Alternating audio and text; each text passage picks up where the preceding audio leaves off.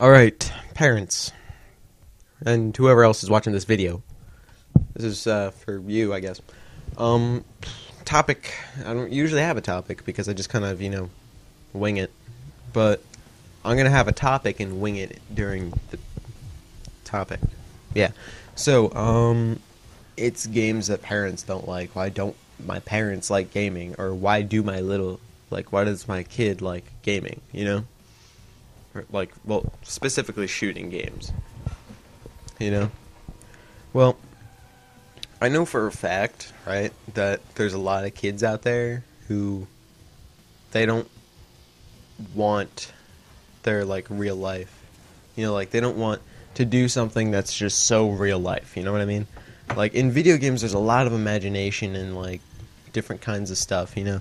There's a lot of stuff that's just like, yeah, that would never happen in real life, and that's really the appeal, you know? Like a kid would play, a game like Call of Duty, where you're shooting people and you're getting, kills and stuff, and you're getting killed and stuff. Because I mean, like they would never do that in real life, you know? It's not a goal in their real life to do it. But, it's like like a game like Call of Duty is actually a really good example.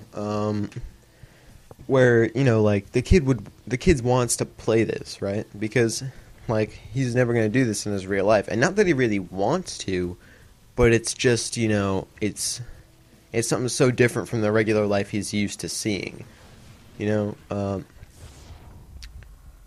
you know like, and kids who have only seen movies like, let's just say The Matrix. Let's go with The Matrix. For some reason, I don't even know why, the kids watch The Matrix. No, actually better, Star Wars. Star Wars, everybody's seen Star Wars. If you're like 3, you've probably seen Star Wars. Star Wars, yeah, it's a much better example than The Matrix. Matrix is like, if you're 3 and you're watching The Matrix, that's bad, You should find something else to do with your time, but Star Wars is like, I mean, there's shooting and stuff, and sure, it's really cheesy, especially in the older ones. But, the kids find that so exciting, There's all this stuff flying around, and, and, like, there's all this stuff happening, and there's people, and, they're dying, but, I mean, it's fake, Even I knew it was fake. It still kind of creeped me out when I was a little kid, when they blew up that planet with the Death Star, but I knew that it wasn't real, but I was like, oh no, I was like, that's not right, Um, but I mean, basically, like the thing is, like people don't like being themselves, Like when you were a little kid and you watched Star Wars, didn't you pretend that you were Luke Skywalker or Han Solo, Princess Leia, maybe, And you're going around there and you're just you're pretending that there's all of these clone troopers firing their weapons at you and you deflecting them with your lightsaber. I mean, I think video games is just a different way, really, of a kid's a kid reflecting his animation. It's just like already put there for your kid, him or her.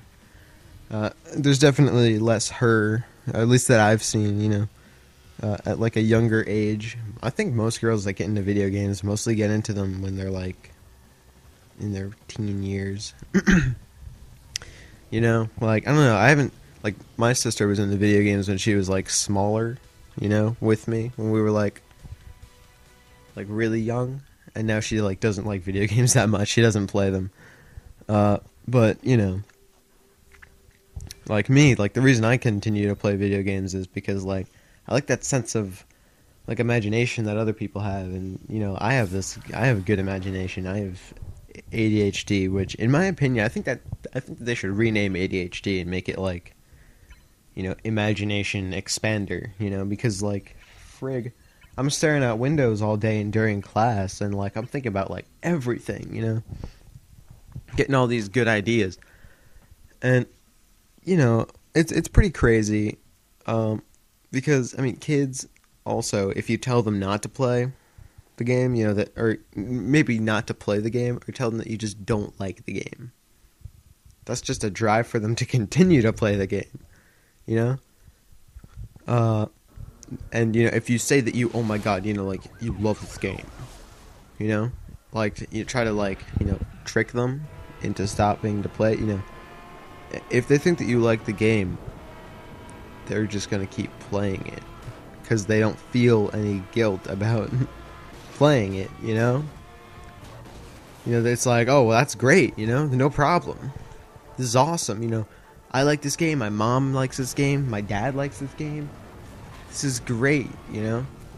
I'm not gonna get into any trouble if I play it. But, even if you act like you don't care, the kid's gonna keep playing because they think you don't care, you know? Like, for instance, my mom does not like shooter games, you know? I showed her Uncharted, like, single player and stuff, and now she likes it. You know, she's like, oh, yeah, you know, that's better. And most parents only see multiplayer in games, and multiplayer is playing against other people online. Which is, like, the less sensible? Yeah, there we go. Less sensible part of video games. You know, there's like almost no story in multiplayer for most games. Some games incorporate single player in their multiplayer, but that's very few. And that's like most of the appeal to a lot of kids, you know, is that they can just do whatever they want. You know, they don't like getting boundaries. Why do you think kids don't like going to school, you know? Because they got so many boundaries. They can't leave class, go to the bathroom without asking. You know, at home you could just go to the bathroom whenever you want. You know, nobody cares about what your bathroom needs are at home. You know, but at school you got these limits on whether you can go to the bathroom or not. You know, kids hate it.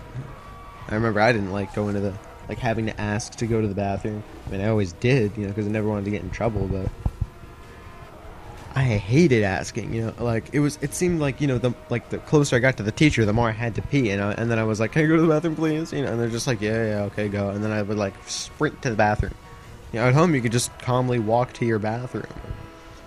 If there's really dire needs, you could just pee in the sink, you know, but the thing is, I mean, you know, there's really no way around, like, getting around, like, your kid playing these games. I mean, unless you take them away, but if you take them away, then your kid's gonna be pretty sad, you know?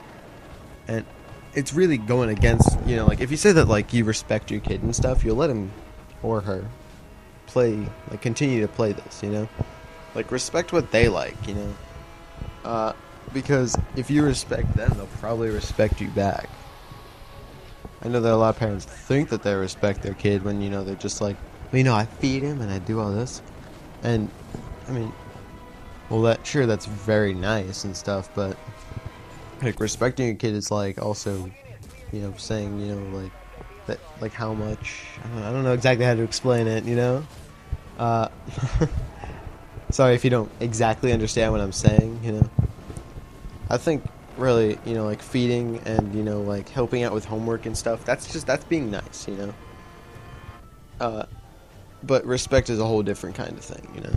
Like, like, your kid respects the fact that, you know, like, you pick them up from school every day, you know, you should respect them. Anyway, so, thanks for watching. I might make another video if you guys really want. This was a pretty weird commentary. I don't usually have goals on my commentaries, but, anyways, thanks for watching, and, goodbye.